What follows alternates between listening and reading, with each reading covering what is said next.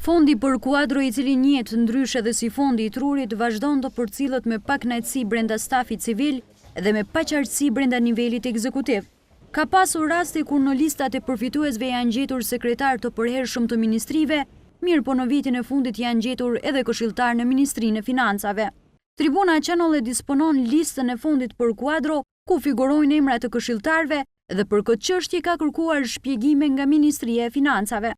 Mirë po zëdhënësi i kësaj ministrie Muharrem Shahini ka thënë se përgjigjen duhet kërkuar në Ministrinë e Administratës Publike. Në anën tjetër, Ministri i Administratës Publike Mahir Jakxhillar është kundër përgjigjur duke thënë se në listën e përfituesve nuk figurojnë këshilltarët dhe se sipas tij nuk është e lejuar që këshilltarët të marrin shtesa nga fondi për kuadro.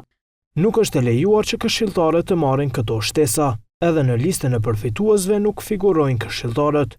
Kriteret kyçe janë që nën punësit civil të kenë së paku përgatitjen universitare.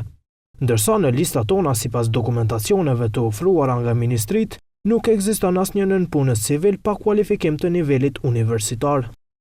Ndërsa për çështjen e pagesës në mënyrë retroaktive, Jakxhillar ka thënë se kjo është rregulluar me ligjin e buxhetit dhe mjetet janë të ndara për tërë vitin. Sipas tij, në vitet e kaluara është paguar në mënyrë të rregullt gjatë tërë vitit, ndërsa për këtë vit është vonuar dhe priten që pagesat të bëhen pas aprovimit të vendimeve. Shumica e përfituesve të fundit të vitit 2014, sipas Institutit GAP, kanë qenë njerëz të brendshëm, duke punuar nëpër ministritë përkatëse dhe të cilët më pas janë futur në kategorinë e përfituesve.